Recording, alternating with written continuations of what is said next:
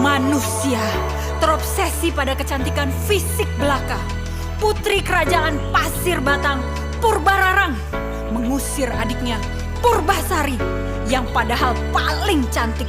Setelah mengutuknya jadi jelek banget, Purbasari dikucilkan di hutan.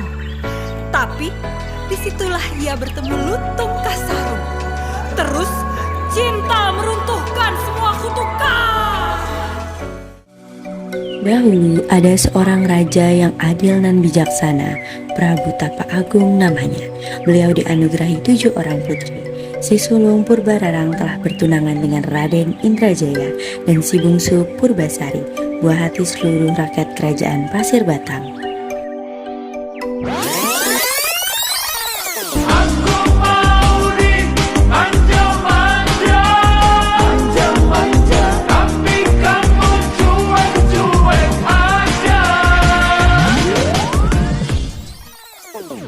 Sang Prabu merasa sebagai putri sulung, perangai Purbararang tidak sesuai dengan yang diharapkan.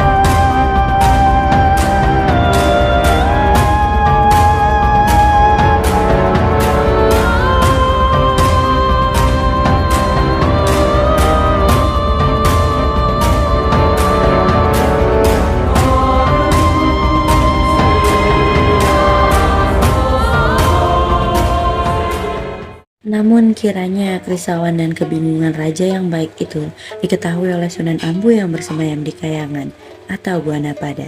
Pada suatu malam ketika Prabu Tapa Agung tertidur, beliau bermimpi.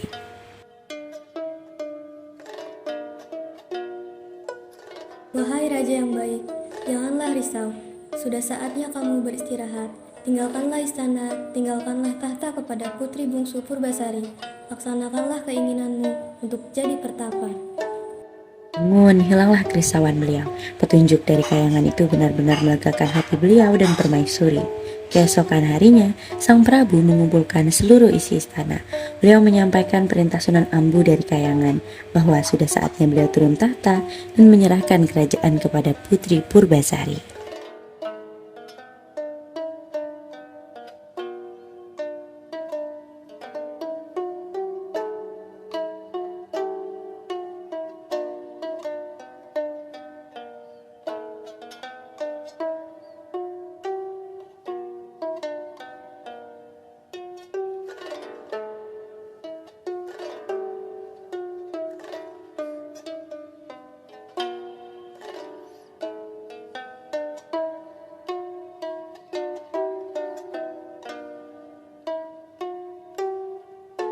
Sudah saatnya aku turun tahta, maka tahta kerajaan selanjutnya akan kuserahkan kepada Ananda Putri Purbasari. Berita itu diterima dengan gembira oleh kebanyakan isi istana, kecuali oleh Purbararang dan Indrajaya. Mereka pura-pura setuju walaupun di dalam hati mereka memarah dan mulai mencari akal bagaimana merebut tahta Purbasari. Kok malah jadi si Purbasari sih yang naik tahta? Iya juga ya. Bagaimana kalau kita cari cara agar Purbasari turun tahta? Bagaimana kalau kita menaburkan boreh pada mukanya? Boleh juga tuh.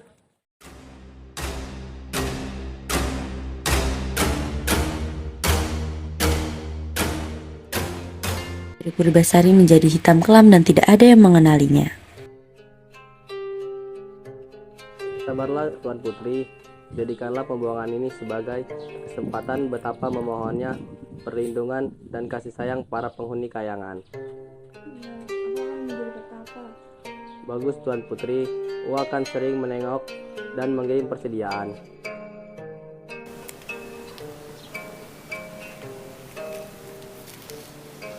Siapa dia? Apakah dia gelandangan? Aku Purbasari. Ini semua ulah Purbalarang. Aku tidak mengenalimu. Pergilah dari istana. Di sini bukan tempatmu.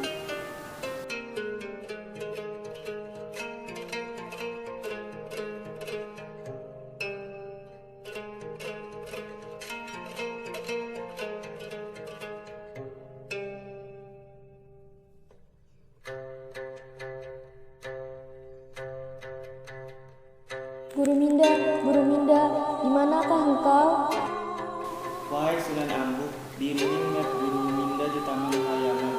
Dia nampak muram durja. Begitu kan? Betul, Sunan Ambu.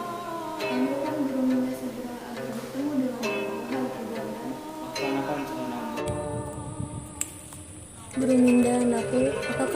sedihkan. Ceritalah pada ibu. Burung Minda, ceritalah pada ibu. Ibu sadar kau sudah remaja, usiamu 17 tahun. Adakah bidadari yang menarik hatimu? Katakanlah pada ibu, siapa dia? Nanti ibu akan memperkenalkanmu kepadanya. Burung Minda, berkatalah. Saya tidak ingin diperkenalkan dengan bidadari manapun, kecuali yang secantik ibunda. Burung Minda, gadis seperti ibu tidak ada di Buana pada ini. Ia berada di Panca Tengah. Pergilah kamu ke sana, akan tetapi tidak sebagai guru Minda. Kamu harus menyamar sebagai kera atau lutung.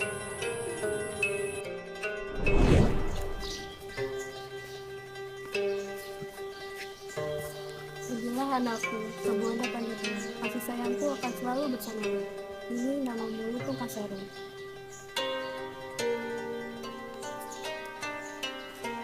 Namaku Lutung Kasarung, monyet sakti, monyet petarung, penguasa hutan belantara, sudah kusulap seindah nirwana.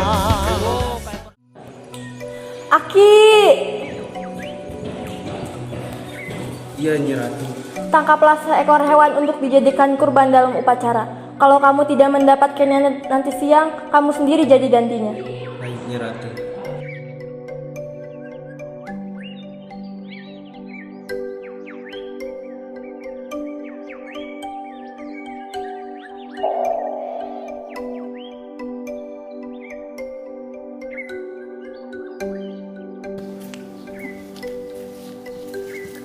Jangan menjemput aku. Karena saya tidak akan mengganggumu. Begini sini karena melihat kakek bersedih. Kakek bersedih.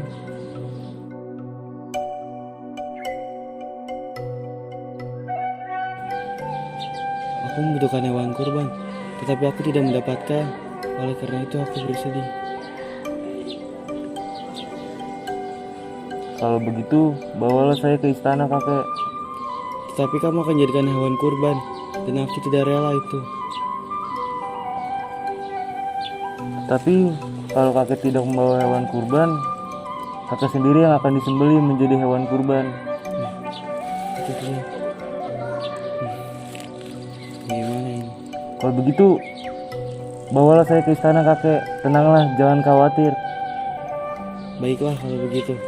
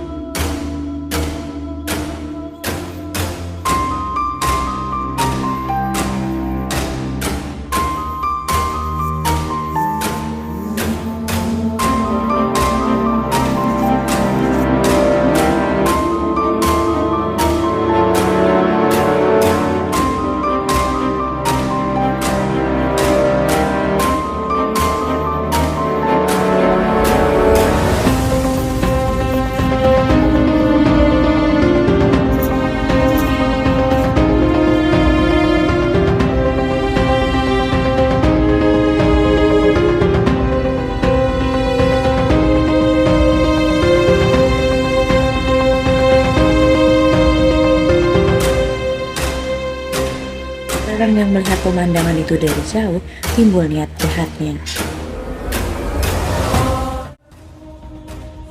Tara Lengser, singkirkan lutung galak itu ke hutan. Tempatkan bersama Purbasari.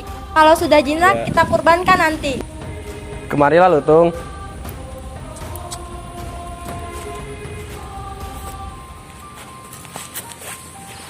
Janganlah kamu nakal dan menakut-nakuti orang. Kamu anak yang baik. Mari pergilah lutung.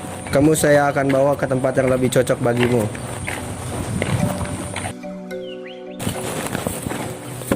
Purbasari, keluarlah. Itu Putri Purbasari, gadis manis dan baik hati. Kamu harus menjaganya. Iya.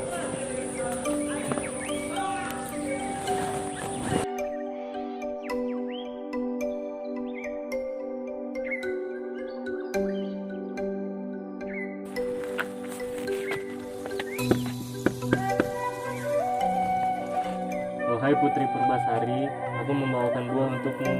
Dimakan ya.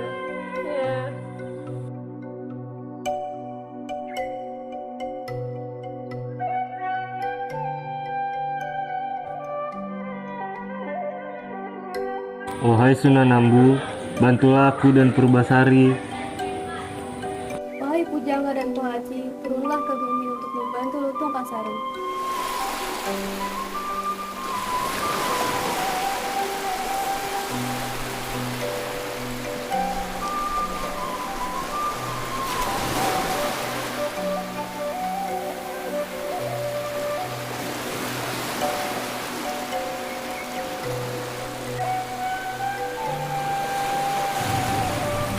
Jamban salaka dan pakaian tersedia di dalamnya adalah hadiah dari Buana Pada untuk Tuan Putri.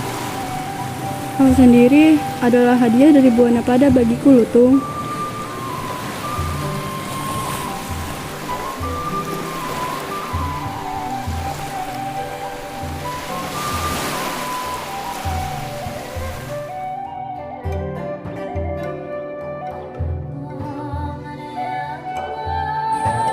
Lutung, lihatlah, apakah pakaian ini cocok bagiku?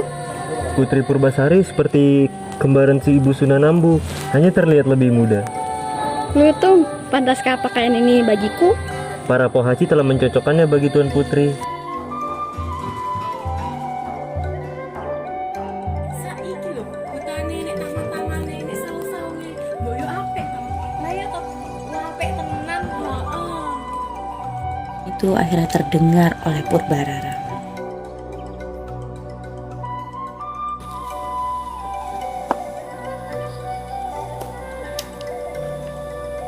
Apa jangan-jangan para bangsawan-bangsawan itu membantu Purbasari di belakangku? Panggil Wabah Tara Lengser. Kemari, cepat. Ada apakah kiranya hamba dipanggil? Wak, berangkatlah ke hutan. Sampaikanlah kepada Purbasari bahwa saya menantangnya berlomba membuat huma. Purbasari harus membuat huma seluas 500 depa dan harus selesai sebelum fajar besok. Kalau tidak dapat menyelesaikannya atau tidak dapat mendahului saya, maka ia akan dihukum pancung. Baik ya Gusti Ratu.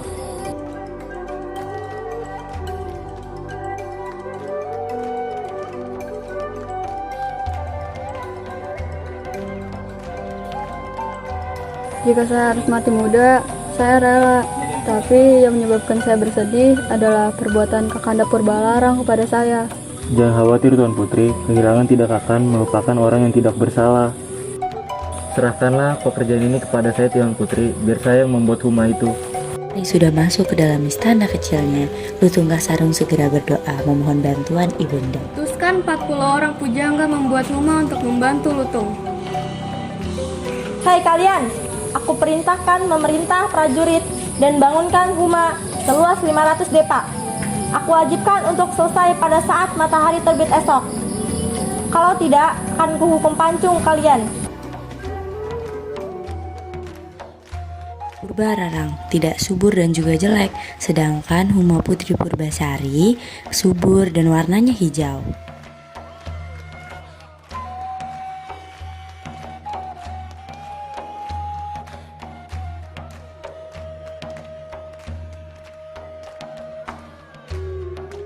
Gusti Ratu, inilah Huma Putri Purbasari. Baik, tetapi saya menantang Purbasari bertanding kecantikan denganku. Kalian yang menilai. Wak, suruh dia keluar dari rumahnya. Yang mulia Rama Prabu, maafkan Ananda yang kalah oleh kebencian kakak tertua. Belum bisa ku penuhi permintaan. Orang-orang Pasir Batang, masih ada satu pertandingan yang tidak dimenangkan oleh Purbasari. Pertandingan apakah itu? Coba tebak. Pertandingan apa Kakanda? Dalam pertandingan ini, kalian harus membandingkan di antara calon suami kami. Siapakah yang lebih tampan? Lihat, kepada tunangan saya, Indrajaya. Pendapat kalian, tampankah dia? Tampankah dia? Tampan Gusti Ratu. Lebih nyaring. Tampan Gusti Ratu. Salah Purbasari. Sekarang kamu tidak bisa lolos. Kita akan bertanding membandingkan ketampanan calon suami. Calon suamiku adalah Indrajaya, yang tampan dan gagah itu. Siapakah calon suami? Namaku Lutung Kasarung, monyet petarung. Rupaku memang tak patut, jangan dituntut jadi tampan absolut.